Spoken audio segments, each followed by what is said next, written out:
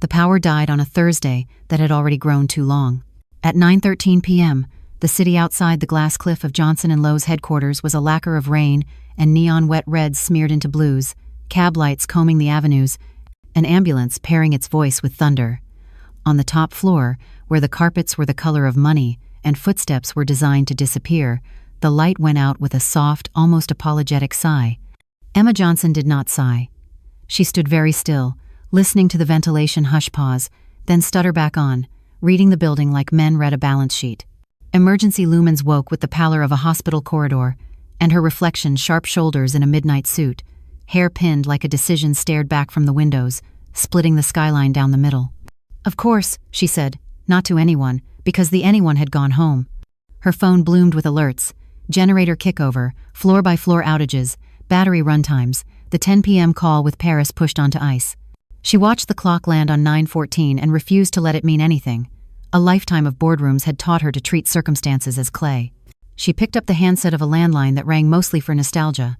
"Jared?" she said when facilities answered. "Top floor lost main power. I need someone now." "Already dispatched, Ms. Johnson," Jared replied. "We've got a David. He's en route. 5 minutes." "Then in 5, she said, setting the phone down like a verdict. She stared a moment at the mural of the city. New York pretended it did not need her. She had not climbed by letting anything pretend for long. 5 minutes later, the elevator spit him out. He was not what she expected. She wasn't sure what she expected, an older man with knuckles like wrenches, a utility belt that had its own gravity. Instead, he stepped into the emergency white hallway in a dark work jacket that had seen rain, carrying a bag that did not sag, a face that did not insist on being seen first, late 30s or early 40s. Tall but not proud of it, hair in that color between brown and absence of Sunday. When his eyes found her, they did not ask permission. They steadied. "Miss Johnson?" he asked. "Yes," she said. "You're David Miller," he said. "You've got partial outages, elevators cycling, emergency lighting on battery, your electrical room?" Her mouth twitched. "You tell me." He nodded toward the stairwell as if the conversation were complete. She watched him go, jacket moving like a tent waiting for weather. She could have asked for exposition, but truthfully she didn't want it. She wanted the world to politely restore itself before Paris. In the stairwell he took the steps 2 at a time without hurry. 2 floors down, badged through a service corridor past framed photographs of ribbon cuttings and men whose teeth decided what stock would do. Rooms like this had a smell, ozone and ambition. A hum and metal breath of panels, collars of conduit writhing like a frozen storm. He set down his bag and opened a cabinet with hands that were certain without performing certainty. Not the power company. A failed relay in the automatic transfer switch. He tested voltage, checked the control circuit, watched the small red lights that wanted to be green. He thought of a girl with a Galaxy lunchbox, probably asleep with her book open like a wing. He thought of the orthodontist estimate folded in his back pocket. He thought of rent that came like a question you answered with your hands. He replaced the relay. He breathed the way parachutes must breathe when they open. Upstairs, lights trod back on in deliberate boots, servers purred like beasts tamed, screens blinked, and then pretended they had never been off. Emma took a breath she could use and slid into the conference room to triage her notes. The call with Paris rolled back onto its rails. David returned to the top floor at 9:27. Emma was waiting by the glass, phone in her hand like a metronome ticking toward 10. "Thank you," she said.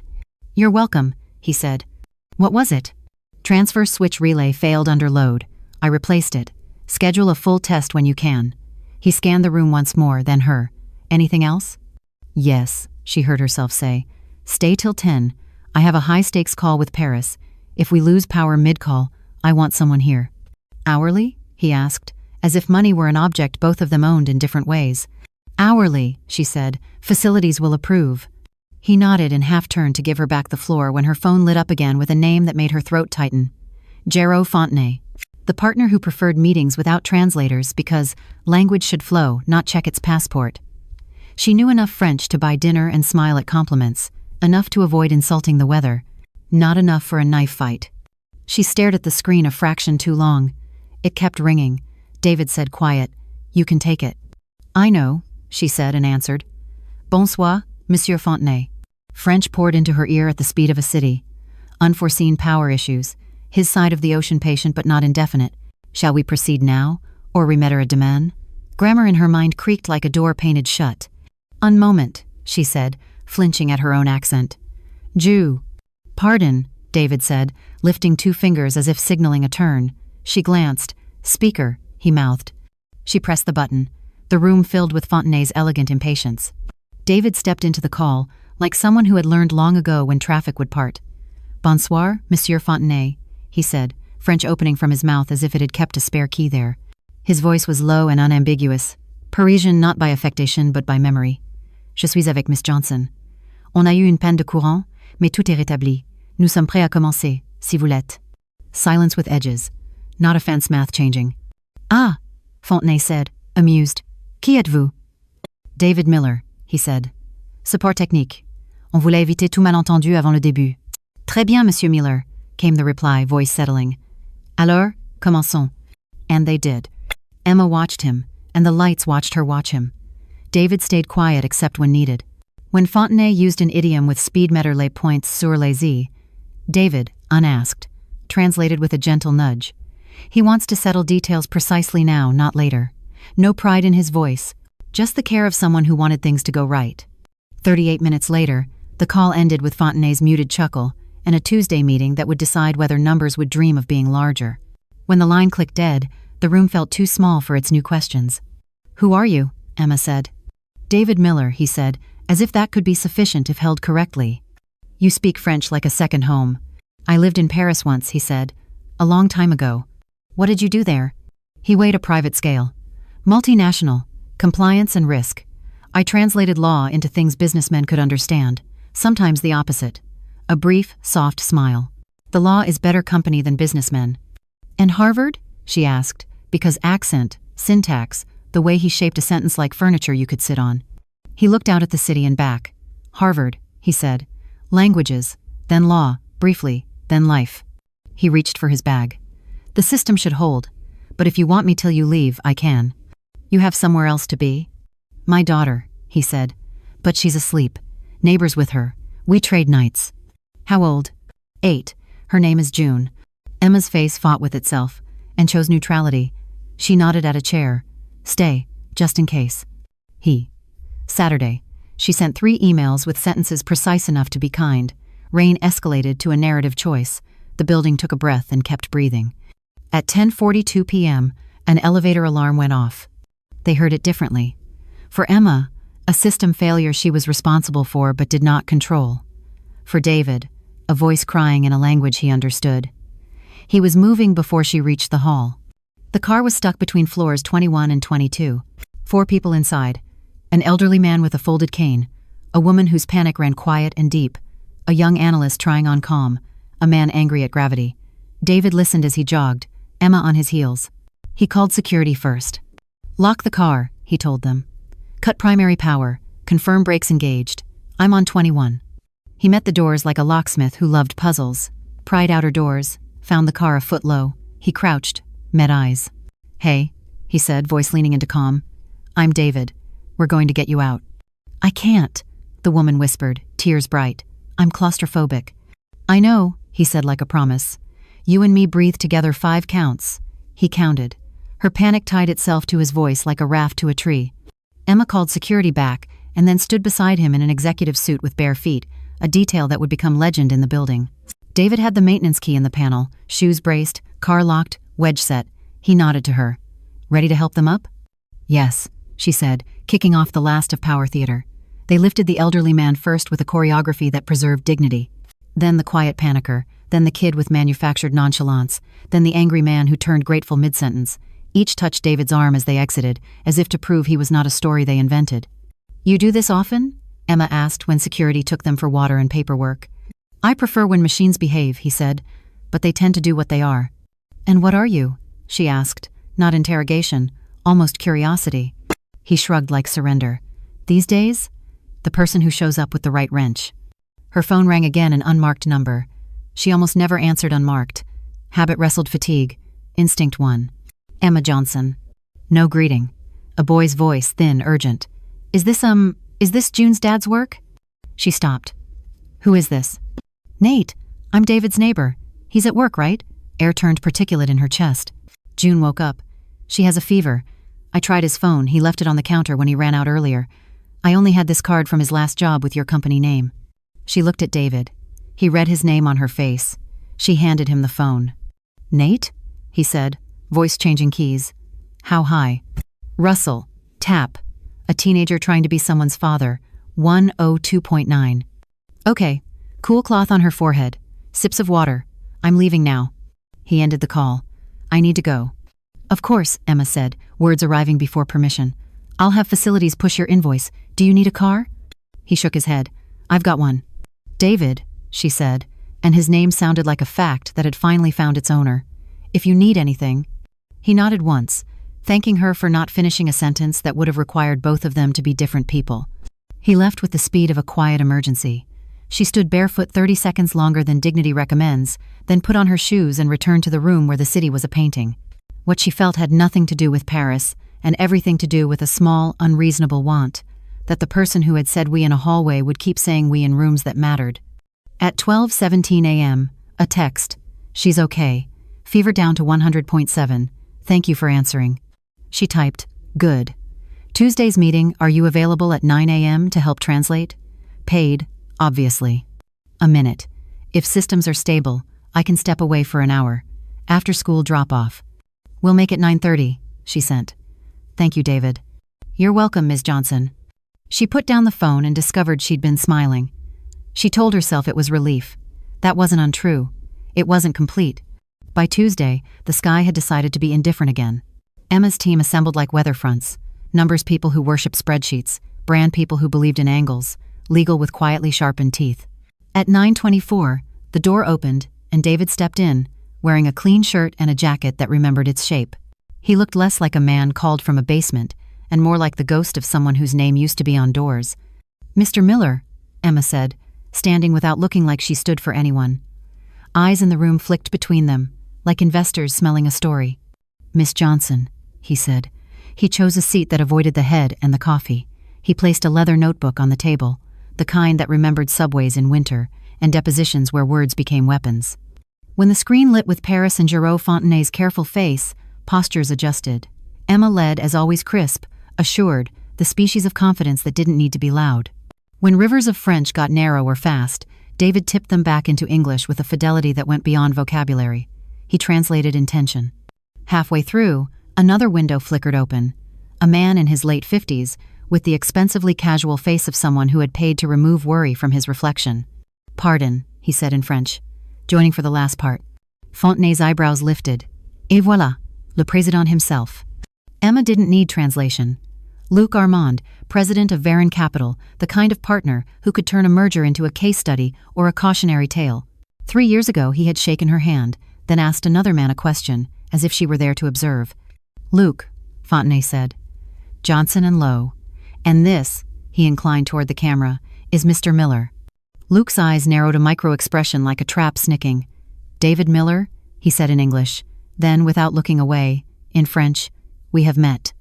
David inclined his head. Agreement without warmth. A long time ago. Yes, Luc said. In our Paris office. You vanished. Smile, unkind in its ease. We were disappointed. No, David said, quieter than men who want to win rooms. You were relieved. I asked questions you didn't want to answer. Temperature dipped. Legal straightened, a blade unsheathed by posture. Luc laughed like a man rehearsing casual. Ah, Americans, always dramatizing.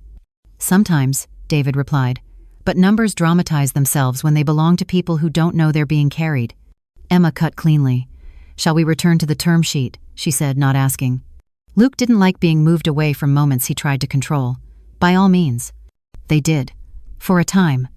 After the call, the room erupted in post-game fragments memos to future selves spoken out loud. Emma waited until noise moved into hallways. She looked at David. What happened in Paris? She asked with the politeness people use for questions that will hurt. He stared a moment at the table, then at a slice of sky that had given up on blue. I found a compliance gap that wasn't a gap, he said. It was a door, a fund with fees that traveled oddly, disclosures that performed gymnastics. I raised it. They raised my exit. Legal stepped closer. You didn't litigate? I had a wife who was sick, and a baby who needed a father more than a plaintiff, he said. Time is a currency. I spent it where it counted. He said it without bitterness. Emma realized she didn't own instruments for measuring this kind of man. Not the ones she used at work, not the ones she used to protect herself at dinner.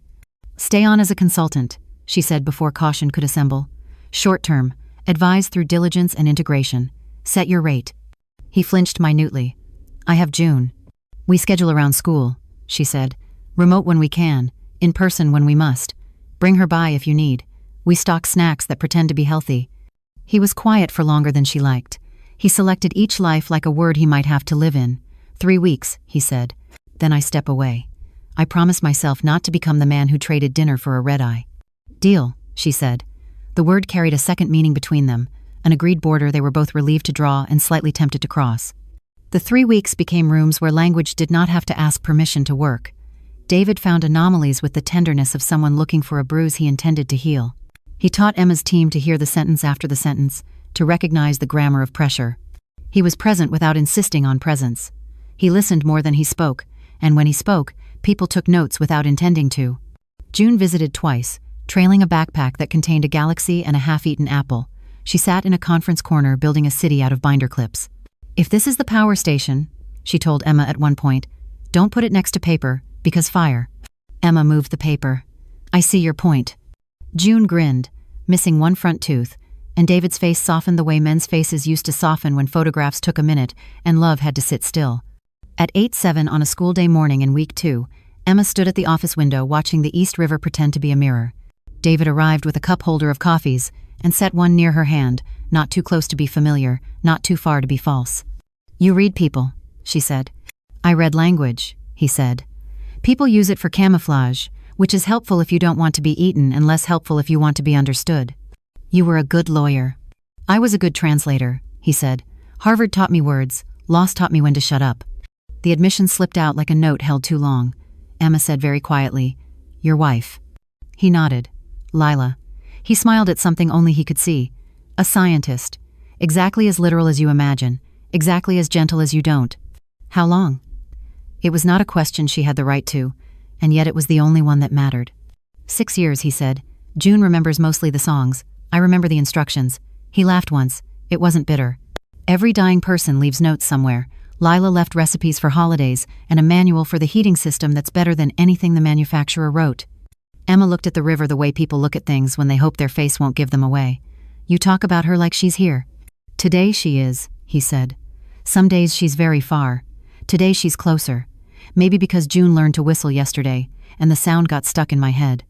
They drank coffee that had no business tasting as good as it did in a building that charged rents to make coffee nervous. The silence between them wasn't empty. It was a room that could hold good furniture. Chapter 4. A hand in the pocket.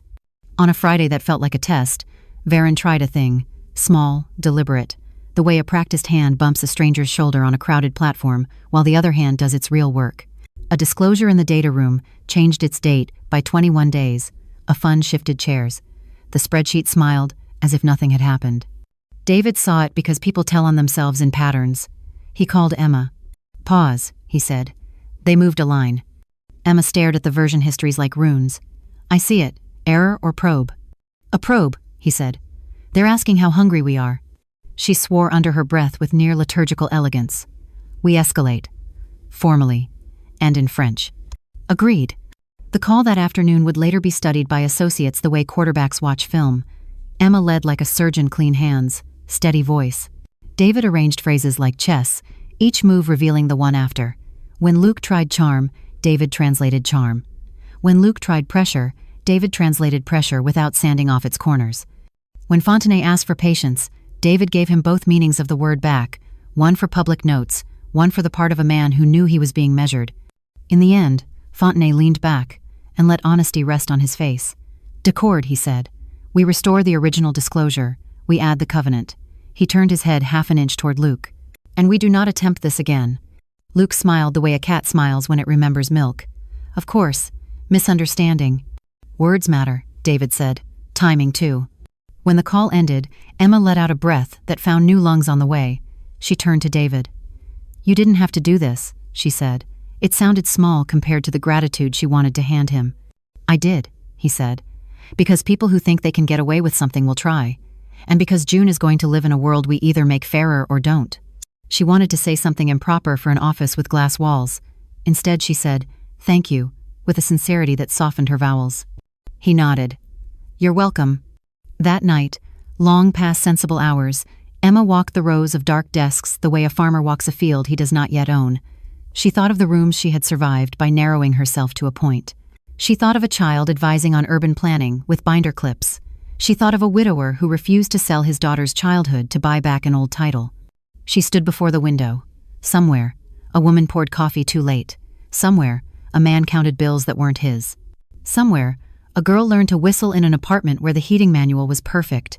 For the first time in months, Emma realized she was tired in a way that sleep might actually fix. On Sunday, the building's lobby hosted a corporate art show, curated by someone who said words like intervention without laughing. Employees wandered through politely. Emma drifted in on the way to her office to pick up a folder she didn't need but wanted to touch. David and June were there by accident. They'd been at the public library across the street for story hour and ice cream failure. June had wanted to see the shiny building close up. Now she stood before a sculpture of polished steel that looked like a sentence mid-grammar and said, "It's a comma." Emma stepped beside her. "Why a comma?" "Because it's not the end. It's a pause so you can breathe, and then say the important part," June said with the authority of someone who had recently learned the word semicolon and felt powerful. David, a few feet back, watched his daughter explain punctuation to a CEO and smiled the way a person smiles when fortune is behaving for the moment. He wore a shirt clean in a way laundry commercials try to promise and failed. His jacket remembered Paris more than it remembered Home Depot. Emma pointed at a painting that used red too, honestly. "What's this?" "A mistake," June said. "But the artist kept going anyway, and now it's good." Emma laughed, surprised by the honesty. "That's most of my career."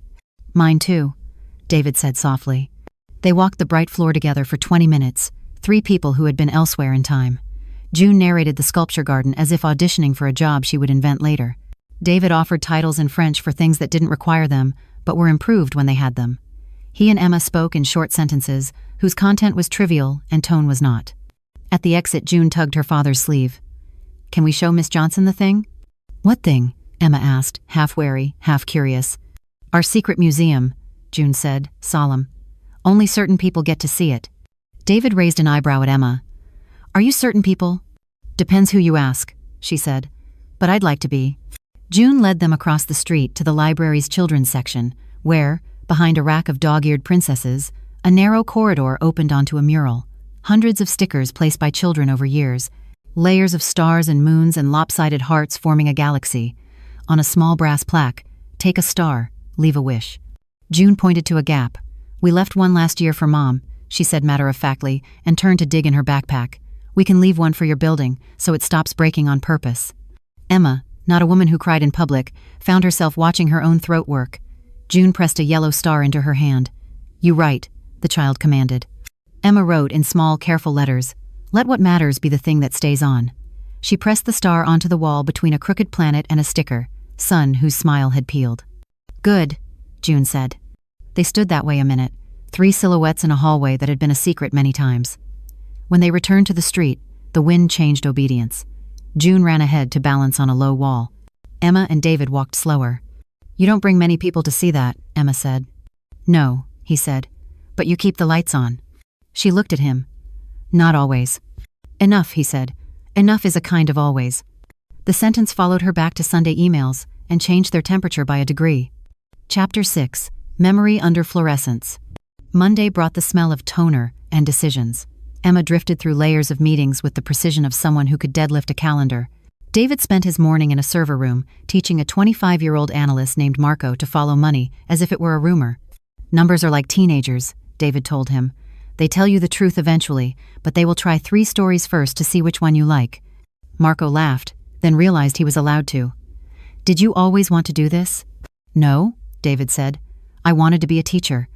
I discovered I didn't like classrooms that had to end at 50 minutes. Translating keeps going." He was making lists with his left-hand dates lie when frightened. Check round trips, listen for verbs that apologize, when Emma found the doorway. She leaned against it without performing the posture and listened to him turn accounting into grammar. It felt indecent, like reading a page in someone's diary where they are not trying to impress anyone and therefore end up doing exactly that. When he finished, she set a folder on the desk. "I have something you may understand better than I do." He opened the folder and found a scanned email chain from 2014 French, English, the secretary of someone whose title had more consonants than jobs. He read in the way people watch a kettle they know will boil. By page 3, his jaw set. "They've been doing this a long time," he said. "Not the same trick. A family of tricks. Cousins." "Can we make a family tree?" she asked. "Yes," he said, "but we'll need glue." They made one anyway. On the whiteboard, arrows, dates, a cousin named intercompany fee reallocation with a tendency to show up at family dinners uninvited. Emma's legal counsel, a woman named Priya, who had eyes like new glass, walked in and stopped. "I love a murder wall," Priya said. "Not murder," David said. "A genealogy of poor metaphors." Priya grinned, then sobered. "Will it hold in a room with Luke?" "It will hold in court," he said. "We won't go to court," Emma said, almost gently. "We will go to Tuesday with our spine visible." "Spine is persuasive," Priya said. "So is cash." "Which brings us to the board," Emma added. "They want assurances. They want a French whisperer and a man who sees around corners." David capped the marker and stepped back from the board until the arrows resolved into a map. "For 3 weeks," he said. "Then I take my corner, seeing home." Emma nodded. She didn't ask for more. The wanting did not diminish because the asking was held. It sharpened and waited like a well-kept knife. On Wednesday, a storm came up from New Jersey, like a rumor with boots. Threat models became weather maps. By 8 p.m., the building hummed with a specific tension David recognized from hospitals and airports, the electric body preparing for interruption. He stayed after hours voluntarily, claiming he wanted to run a load test on the new relay.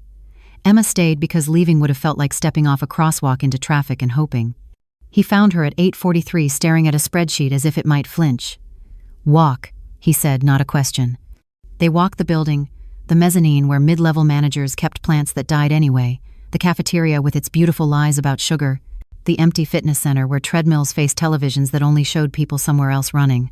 He talked about nothing important: June's dinosaur phase, Lila's habit of labeling jars with arrows, the way French toddlers sounded like judges. Emma talked about growing up with a father who traded in silence, and a mother who traded in lists. She confessed she had once wanted to be an architect because buildings listened.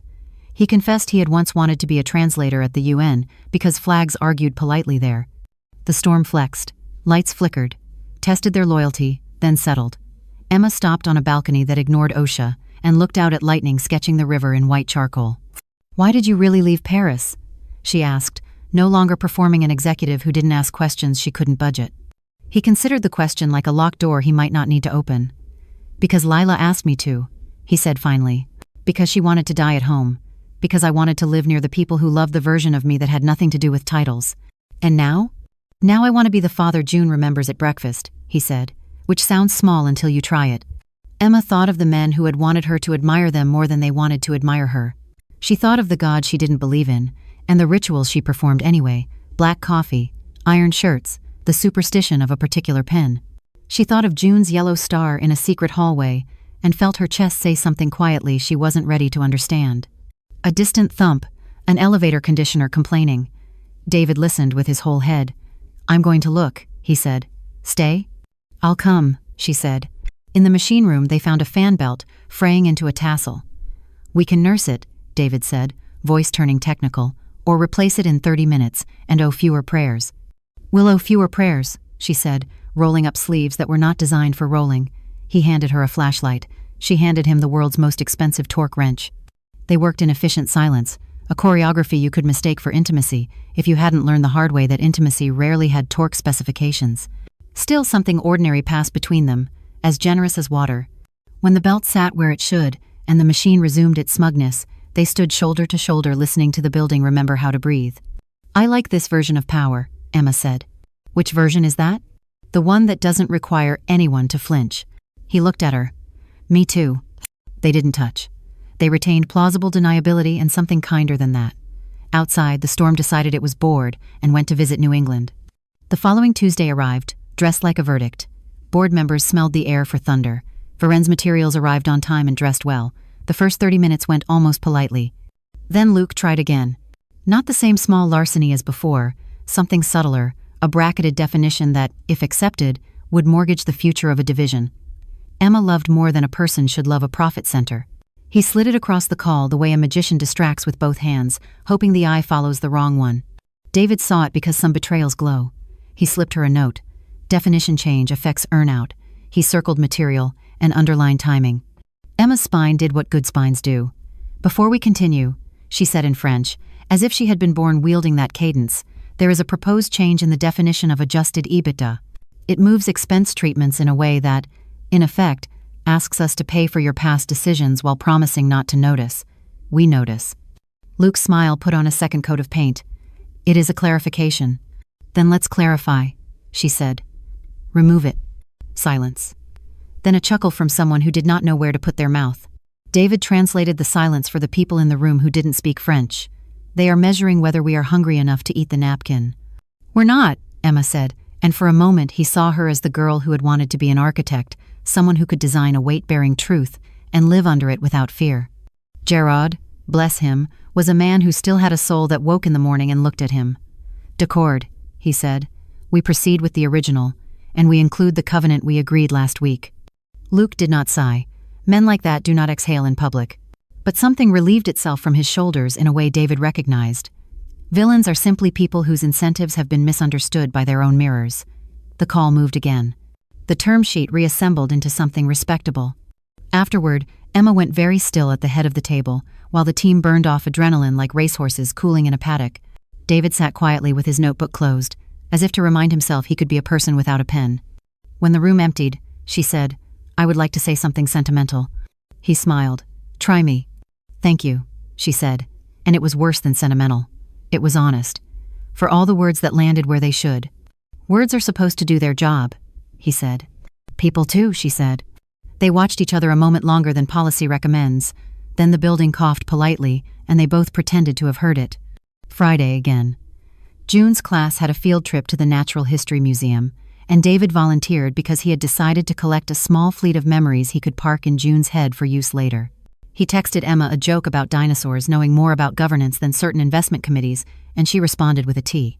Rex emoji, and a photo of a conference room, where someone had thoughtfully placed a bowl of miniature donuts at a meeting about austerity. It counted as flirting if you were generous, and an HR risk if you weren't. It counted as kindness either way. Later that afternoon, he stopped by the top floor to drop off a printed memo before picking up June. Most of the team had fled early for something called a wellness hour. Emma was at the whiteboard alone, rewriting sentences into equations and back again. You're supposed to be at a museum, she said without turning. I was, he said. I learned that when you tell a room full of 8-year-olds the difference between a meteor and a meteorite, you will be corrected by 3 of them and thanked by none. She smiled. You have glitter on your sleeve. I have glitter in my soul, he said. June says so. He set the memo down. She looked at it and then at him. Walk, she said. They walked nowhere, just to the window and back. Their conversation refused small talk. It had grown used to ground that carried weight. Do you ever wish you'd stayed? She asked. Paris. The job. The version. Yes, he said. I miss the arguments where everyone arrived armed with logic and left with a bruise. I miss the coffee. I miss friends who knew me when I was a different tense. And yet, he said. July mornings with June. A tiny voice saying again to a book that is boring only to cowards. Toast. The ache of ordinary joy. It is not noble, it is starvation physics. I feed what I want to live. You make it sound easy, she said. It is not, he said. It is simply worth it. She thought of worth, how often she calculated it in dollars or votes or column inches. She thought of a kind of arithmetic that included the price you pay to wake up and like yourself. Stay, she said, surprising herself with the baldness of the word. After 3 weeks, not always, on call. When French is weaponized or Luke discovers a new cousin, we'll pay. I know you will, he said softly. Money is the simplest part. And the hardest? Attention, he said. The part of me that can't be in 2 places and won't forgive me when I pretend. She nodded, accepting the condition like adults, except gravity. Then we will call only when the thing is on fire. He laughed. Fire is persuasive, he said. I'll answer for smoke too. They were saved from kindness by an intern who needed a signature and had the timing of an angel. The moment folded itself calmly and put itself away. The last Wednesday of his formal consultancy arrived like a well-behaved guest. The merger papers were being ironed. The servers purred. The elevators minded their manners.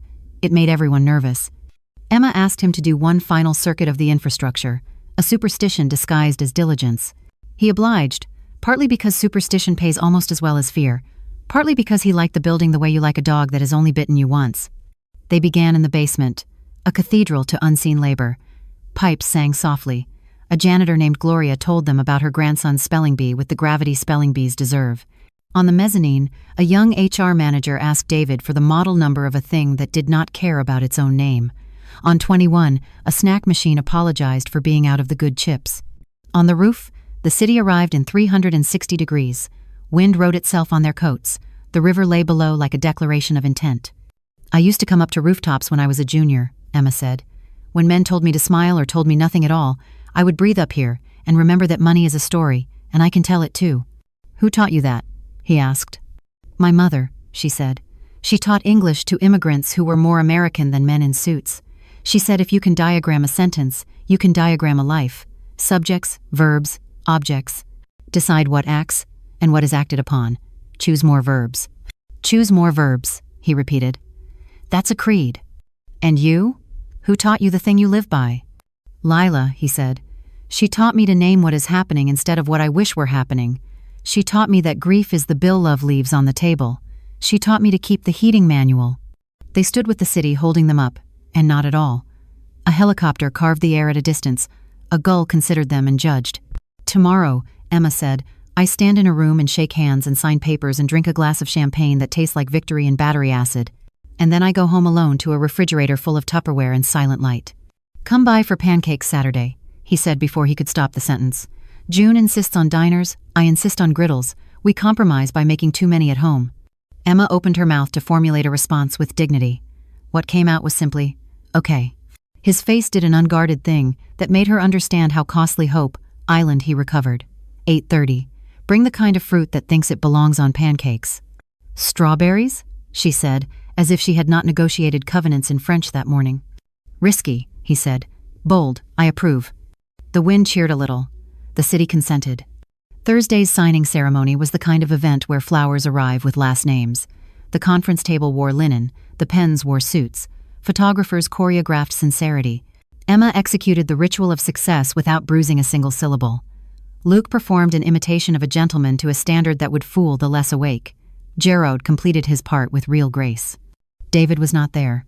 He had promised he wouldn't be his line held, but his work lived in every clause that didn't betray itself, in every definition that refused to become a pocket. At 6:12 p.m., after the fifth handshake and the second joke about Parisian lunches, Emma excused herself to the balcony that pretended to be a garden. She checked her phone and found nothing, and then a message arriving like a train exactly on time. How did the battery acid taste? She smirked, like victory with notes of oak and compliance. We signed. The world did not end. They rarely schedule the apocalypse on Thursdays, he texted. Saturday, 8:30, pancakes. Strawberries acquired. Outstanding. Bring your architect stories. June likes to hear how buildings think. Emma pocketed the phone. Behind her, executives attempted laughter. Ahead, the city attempted stars. Saturday arrived like a door being opened. Emma, who had once dined in rooms where waiters remembered her grandmother's allergies, stopped at a corner market to buy berries with leaves still attached. She carried them in a brown paper bag, the way people carry props in plays where they are pretending to be someone who is not them and discovering it feels better. David's building did not have a doorman. It had a neighbor named Mrs. Alvarez, who put basil on the windowsill and believed in soup as medicine. He met her on the landing, hair damp, apron winning. "You brought the forbidden strawberries," he said. "They insisted," she said. June thundered from the back like Joy had learned to run. "Miss Johnson, we have a griddle and Dad made a list and I washed the bowls, and do you like syrup or democracy?" "Democracy," Emma said. "Always." They cooked. June narrated. David told the story of how Lila had once attempted banana pancakes and ended up inventing a new form of adhesive. Emma sliced fruit with the precision of a surgeon who had taken a cooking class. The apartment smelled like breakfast and safety. After the second round, June retrieved a 3-ring binder with duct tape corners and placed it on Emma's lap with ceremonial solemnity. "The manual," she said. Inside, pages labeled in Lila's neat hand holiday cookies, how to apologize to a child, the boiler, with drawings, what to do if you can't sleep, French phrases for bad news, the name of every plant we have killed, on gifts you cannot wrap. Emma turned pages the way people step into cold water shocked and grateful. She landed on gifts you cannot wrap and read. When you cannot give a thing, give a skill. When you cannot give a skill, give a sentence. When you cannot give a sentence, give attention. Attention is the opposite of forgetting. She closed the binder, not because she wanted to, but because wanting had nothing to do with what a person is allowed. June, oblivious to adult hydraulics, pointed at the living room fort made of sheets and ambition. "We built Versailles," she said. "Do you want a tour?" "I can be persuaded," Emma said. They crawled inside. June explained the treaty obligations of stuffed animals. David pretended to be a duke with allergies. Emma discovered peace under cotton. It lasted 23 minutes and changed several crucial molecules in her. Later, when June watched a cartoon in French, because there are efficient ways to teach a child to be more than one thing, David and Emma washed dishes like people who had practiced not bumping into each other and failed unsuccessfully. Water ran. Sun leaned on the window. "Thank you," she said, "for pancakes and manuals and the part of him that hadn't closed." "Thank you," he said, "for the star she'd left on a wall and the way she had guarded rooms his words had to enter." Their hands touched over a plate. It was not electric. It was honest. They let it be a second and let it go. The call came Monday at 4:03 p.m. The building's fire alarm this time, not a drill. Smoke on floor 14 from a microwave that had been asked to be more than it was. Evacuation protocol defaulted to cacophony. Emma, on 27, began the ballet of moving people without letting them think they were being moved. David, who had been 2 subway stops away on an errand he could not remember later, arrived at the lobby with the momentum of a man who believes in gravity but not in surrender. He cleared with security, then took the stairs 2 at a time, passing the trained panic of mid-level managers in bad shoes. He found Emma on 23, directing a stream of politely terrified humans into an impatient staircase. 14? He asked. "Contained," she said. "Stairs are congested. Elevators are locked. We have 2 people with mobility issues stuck in a glass-walled conference room on 22. Their escort got separated." "I've got them," he said. They moved as a unit. On 22, the glass-walled room held 2 women whose wheelchairs made the doorway a math problem. Smoke was a rumor more than a fact. David assessed, then ripped open a seldom-used service door that provided access to a freight corridor. He propped it with a conference chair that had not earned such excitement. "We're going to take the freight stair," he said. "Wider landings, better rail." Emma went first, clearing angles.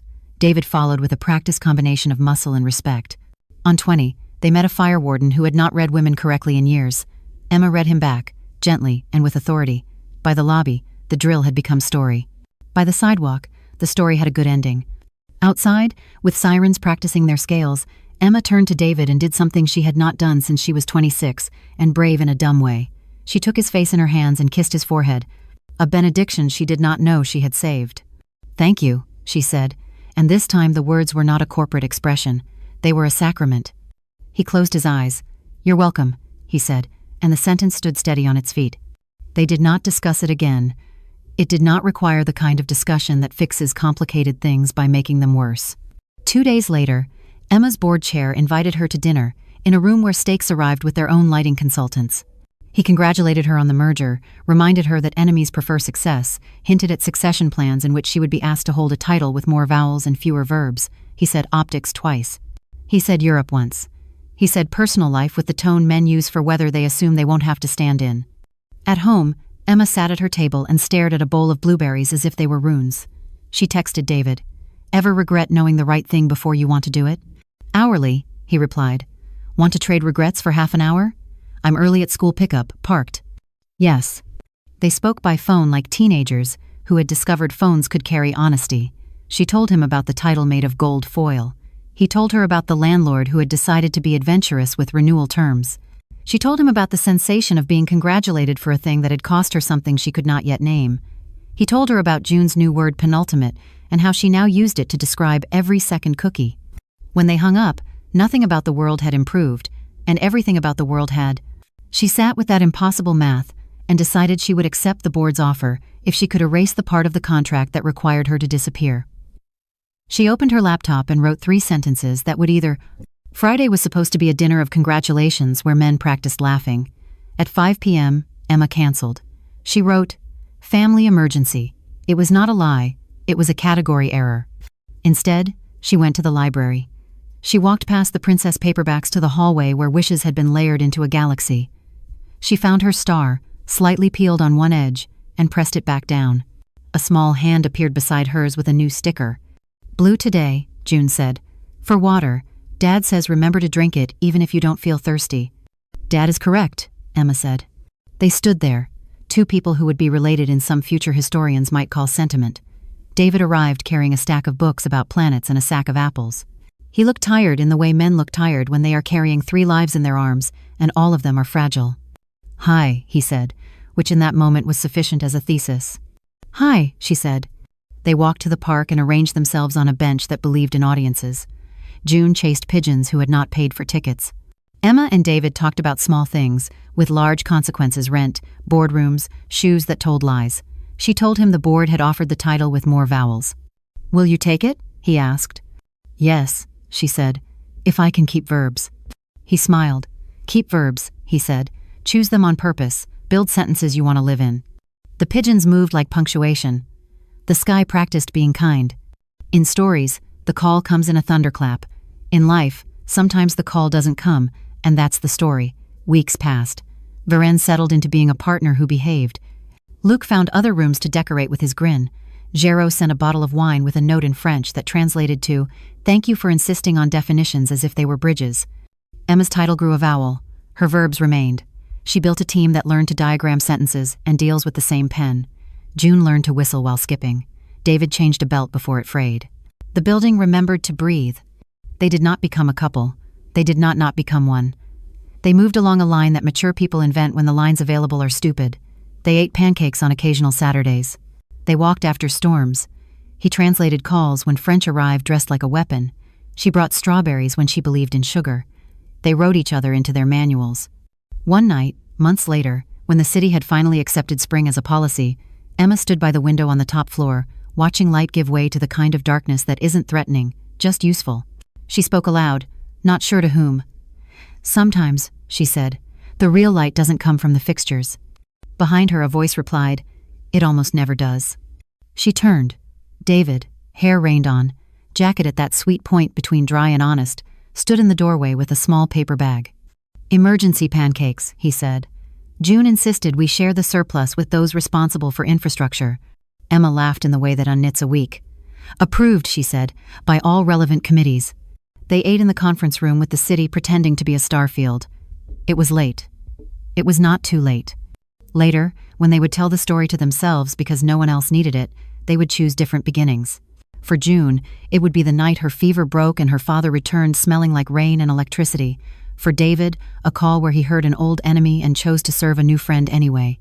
For Emma, the moment the lights went out and she had to decide whether to be angry at the dark or grateful for what it let her see. If there was a lesson, it refused complication. Competence is a kind of love. Fluency belongs not just to languages, but to decency.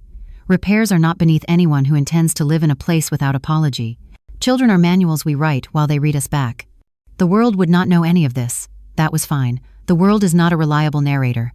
What mattered was that for a stretch long enough to count through outages and storms, through negotiations that would rather be tricks, through pancakes and manuals and stars glued to a library wall, these people were exactly who they decided, one sentence at a time, to be.